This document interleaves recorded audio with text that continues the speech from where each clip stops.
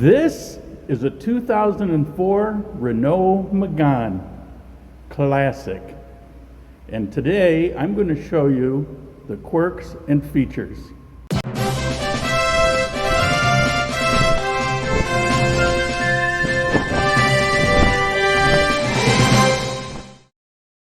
Welcome to my private channel, Sane in Colombia. And I know for some that's debatable, but that's what it is. How I got that name? Well, let's just get to the topic of the day. And what's the topic of the day? Why am I stalling? Well, I'd say it's a little embarrassing. It's not really embarrassing, but it's a painful topic. It was an expense I couldn't afford. It was mistakes were made. Preventable, maybe. But let's get to the heart of it.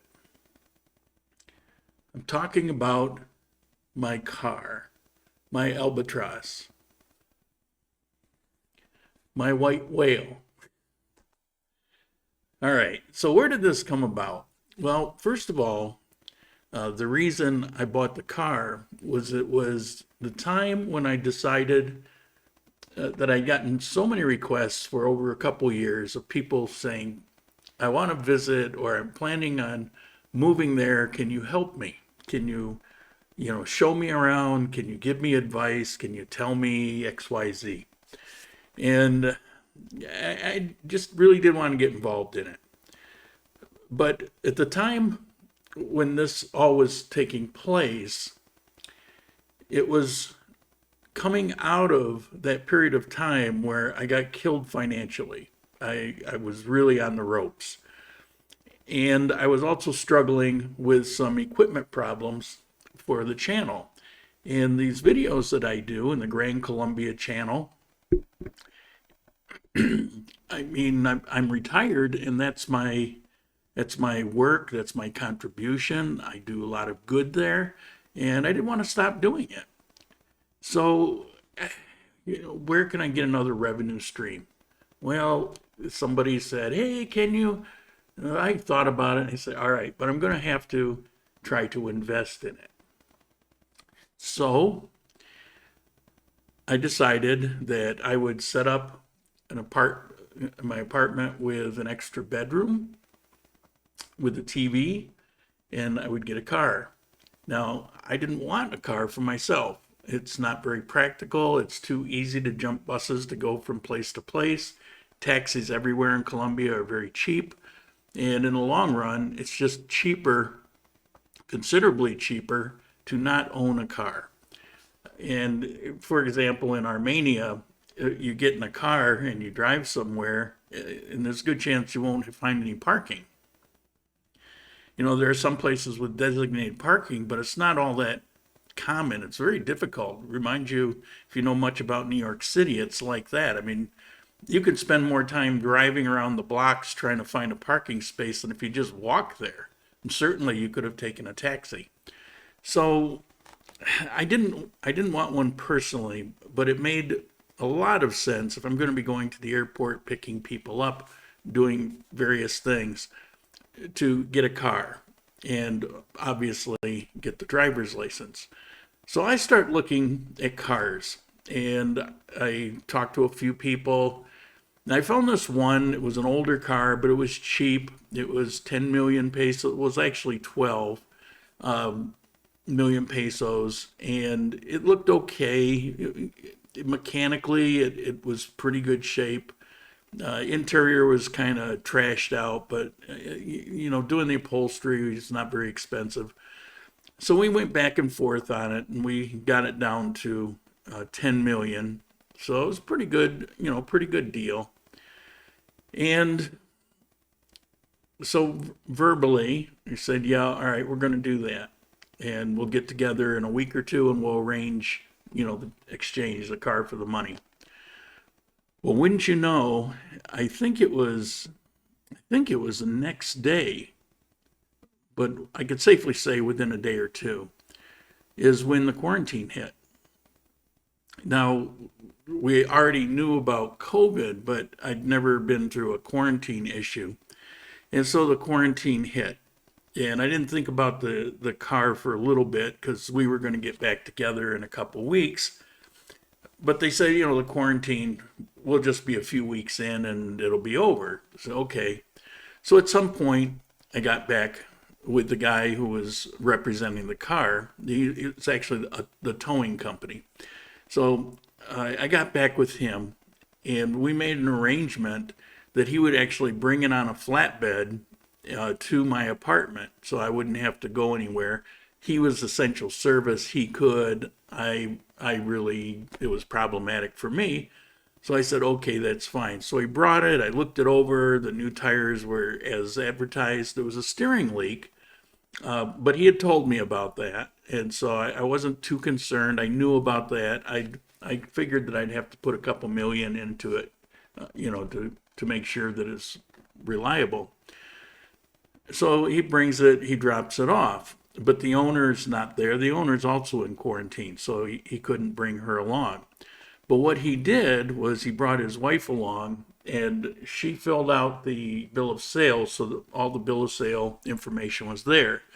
Now, there were no notaries, and documents without a notary in Colombia are considered to be just toilet paper. But there was no way around it. There's just no notary. And so I said, all right, well, let's just do this, and we won't let this quarantine derail us. And when the quarantine's lifted, then we'll get together. We'll go to the notary. Then we can go to the transito, the DMV, and file the transfer. So we all agreed that's what we do. So I have the bill of sale. I have the car.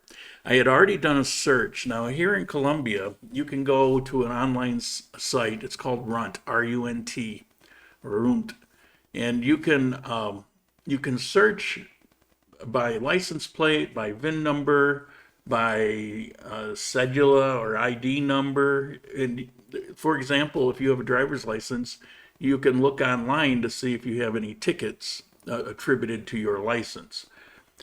You can also look online to see if there's any tickets attributed to the license plate of the car. Now, you want to do that before you buy, because once you buy it, it kind of becomes your problem. It's like you don't want to buy it with any tickets. When I went on the website, I looked, it was clear. So we made the deal. Well, as you know, quarantine turned into month after month after month. I don't remember how long it went here in Colombia, but I think it was about 6 months or so. So when it was all said and done, the people who actually had owned the car, the lady who had owned the car during quarantine time, I guess things got pretty desperate for them, and she moved out of the area up towards Bogota. So she wasn't available to go do this. Well, in the meantime, during this time period that you're waiting for the quarantine, I don't want to waste that time. I can get some of this stuff done now. Well, the battery was crap, and he told me it was crap. Batteries aren't real expensive. I don't remember how much it was, but I think it was like 60 some dollars delivered for a new battery for the car, and they come with a warranty. It's very similar to the US. So I had battery brought, and car would start and run. Everything was fine, but it did have the power steering leak. And it wasn't the hose like he thought. It was actually the steering rack. But on the other hand, you can have the racks rebuilt really cheap here. So I'm looking at the interior. The interior is just, I mean, I said in a video once that, a family of pigs lived in it or something. It was really, the seats were really nasty. So I checked around and found a guy who does upholstery that he would actually come, take the seats out of the car, take the seats back to his shop, do the upholstery work, bring them back, reinstall them. I don't remember the exact amount now, but I think it was somewhere around 1,000,000 pesos or maybe 800,000 pesos, something like that. And it seemed pretty good to do, all the seats. And he threw in Grand Columbia logos on the seat backs for free. His wife did it. And the seats are gorgeous. He's got this plaid pattern to the inserts, and he's got some red and white stitching in different places. They're really nice seats. They're really comfortable. He replaced all the padding. He just used the seat frame. Did a great job.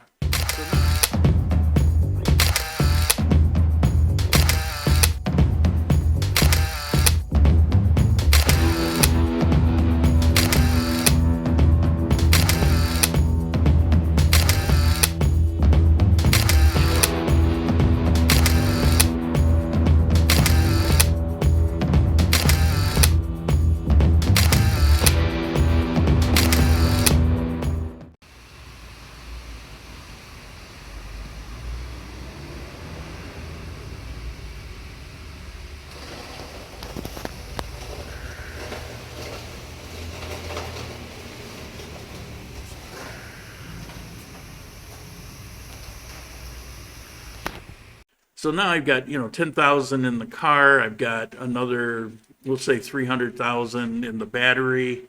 I don't know, maybe up to $1 million on the interior and the seats. I don't know if you can hear that. It just started raining. So it must be 2 o'clock. Yep, it's 5 minutes after 2. It seems pretty loud to me, but I'm just going to move this microphone and keep going. I don't really want to stop the video. So I got the interior done. The maintenance. Now, this was around the time that I changed apartments. So I moved from Provenza over to 360. Nice thing about 360 is they had 2 parking spaces. So that was kind of nice. So I get the car over there and decided that I would get some of the mechanical work done. We're not in quarantine anymore, but it was still, there were a lot of issues going on. And so I'm still in the mind frame of I'm going to get this prepped and ready to go. The flights were not coming in at this time, so nobody's coming in anyway. So I check with a couple people I know. Do you know any good, reliable mechanics? Yep. So the first one, it goes there.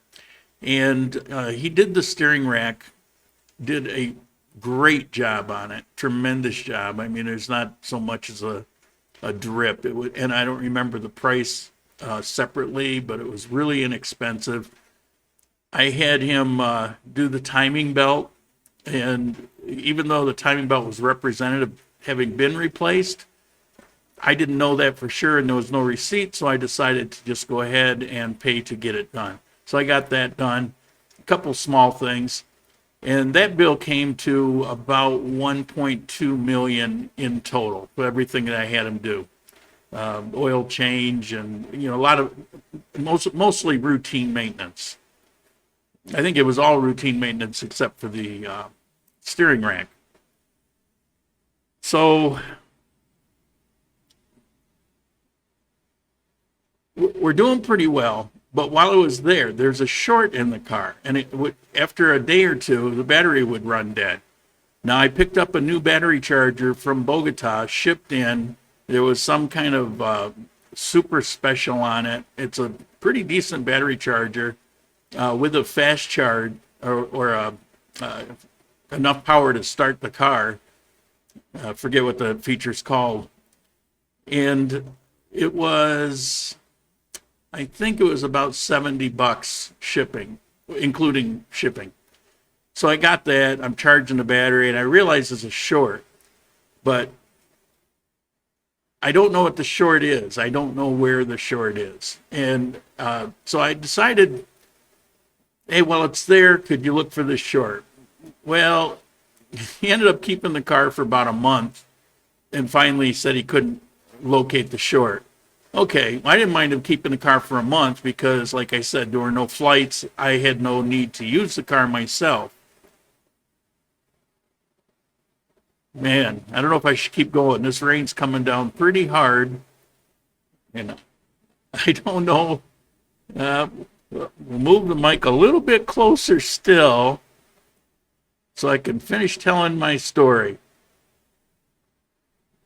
Okay. So finally, he can't get the short. He just doesn't know. He brings it back.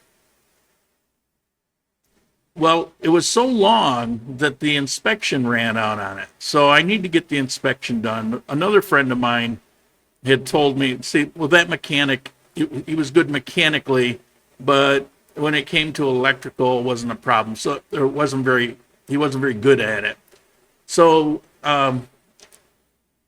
another friend of mine, Nick, said, well, my mechanic, I've used him for years. He's always been reliable. His prices are great. And all of that was true, but I had to send it on a flatbed to him. He couldn't pick it up. So it got to him. He got the inspection done. It passed, no problem. He took a look for the short. He kept it for a month or so, and he couldn't find the short. And there was something else I had him do. I can't remember off the top of my head. So I get the car back. I pay the bill there. I don't remember how much the bill was. It wasn't a whole lot. Maybe it was 350,000 pesos. So plus, well, he drove the car back, and I just had to give him money for a taxi to get back home. So about 10,000 pesos. Um, so I have the car back. It's running great. It's he said it was running rough and the compression was weak in one cylinder, which that I wouldn't be surprised, except it never ran rough, and to this day it still runs fine. It runs good. So um,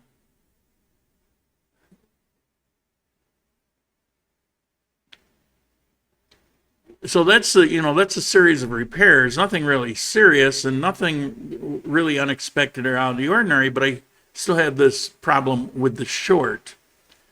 So I don't know if you know, but I mean I've worked in and on and around cars and taught and every end of the spectrum for almost my entire life. I started at 10 years old working in a junkyard. So it's not like I don't know how to do these things. I just have this phobia about getting greasy anymore. But I decided, that no one could fix it, so I would do it. So I decided, all right, I'm going to go do it. Now, I go out and take a look at the car, and I spent about 15, 20 minutes on it. I found the short, I corrected it, and it hasn't been a problem since. So here we go. It's all set. Now, way back, let's see, a year ago, October, I bought the car insurance for it, thinking I'm going to get out and drive this thing around, kind of work the bugs out. Well, I did drive it a little bit, but we had these issues. I just fixed the short actually relatively recently. And clients did start to come, but I would just rent a car, which maybe I should have done that from day one, but they're kind of expensive. So I was hoping to get that money that would go to the rental and actually put it into the car to upgrade, make that car better, or set it aside and maybe sell that one and take the extra money and buy a better one. So that was my plan. All the thinking, it was reasonable and rational at the time. But who knew quarantine was going to hit? Who knew the owner was going to leave? Who knew that it would be really difficult to get ownership of the car? Without ownership, you can't really sell it. So I did some checking. I found out that while it's complicated and you have to be patient, you can file some documents, cost of a total of about $50. That's for legal assistance and for a fee. And you file it at DMV, and then you wait a month while they do a search, and then they'll issue the documents in your name, basically the title's in your name. So, okay, so I'm getting ready to do that. And because my car insurance was a year ago, October, and we're in October now, a few days ago, I decided, well, I better put the new insurance on it You pay for a year, and the insurance is 400 and some thousand, so $120 a year. Quite reasonable. So I decided, well, I'll put the insurance on it.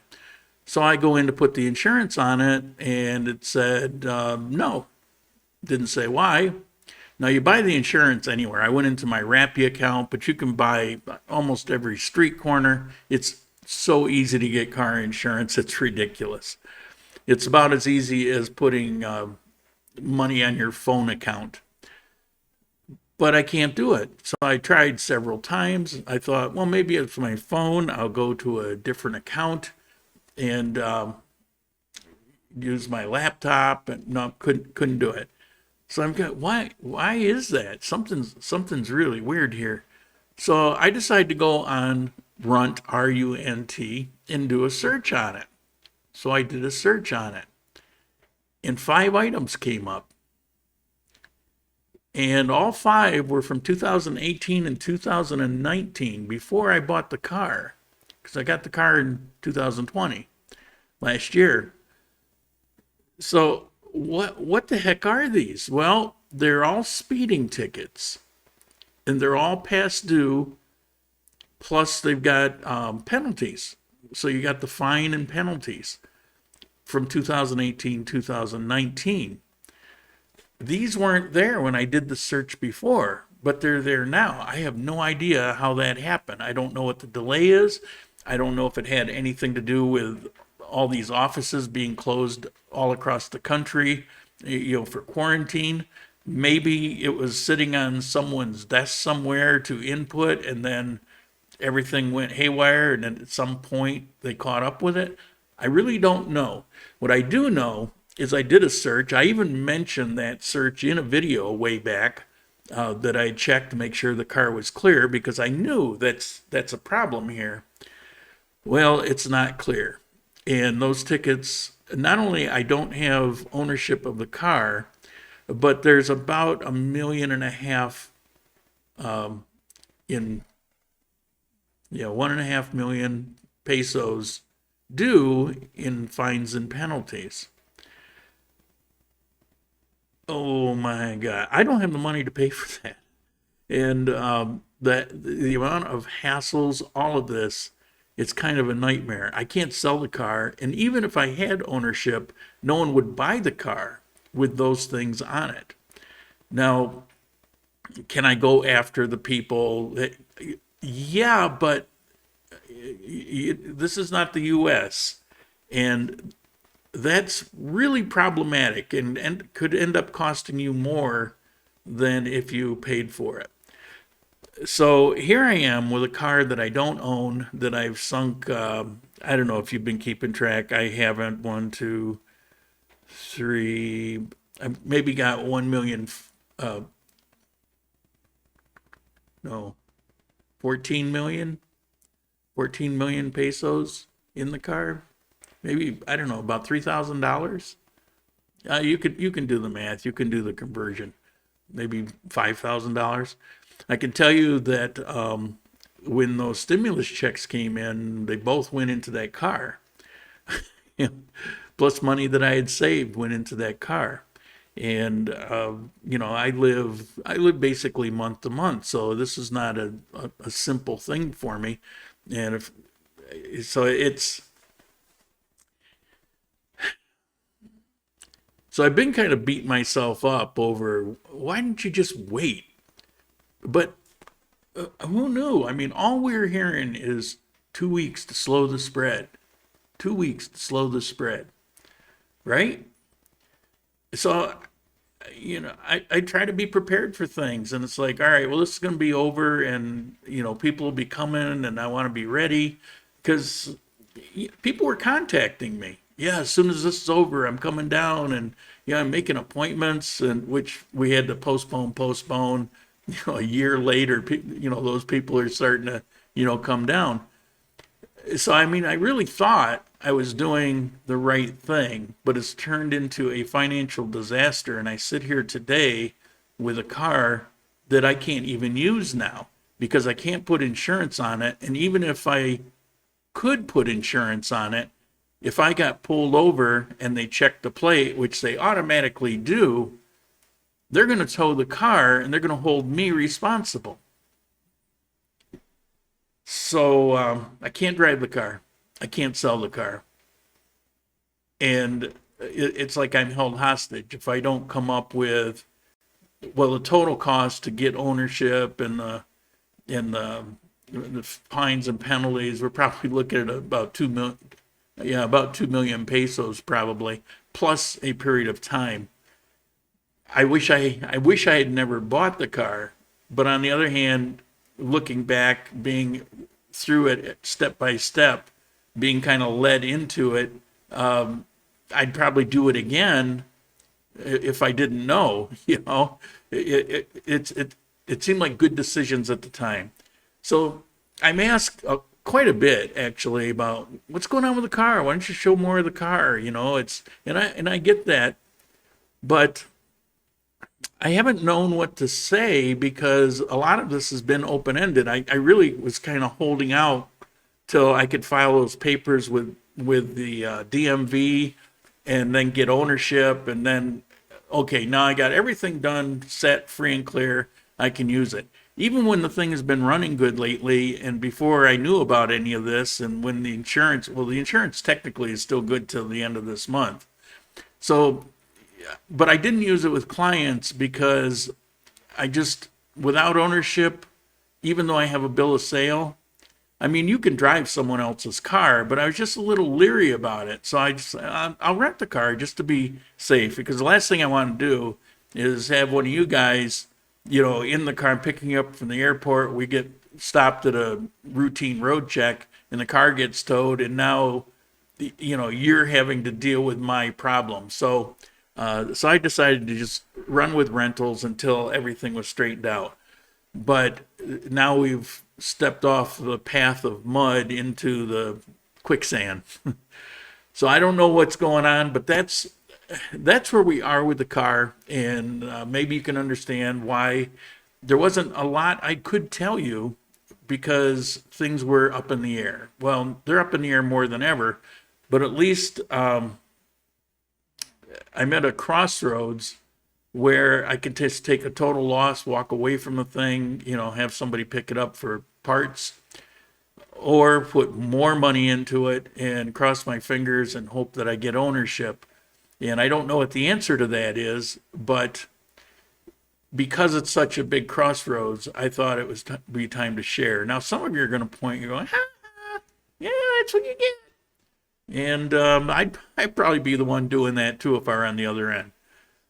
But that's what I got for today. So thanks for hanging in there with me through all of this, and we'll see you at the next coffee time.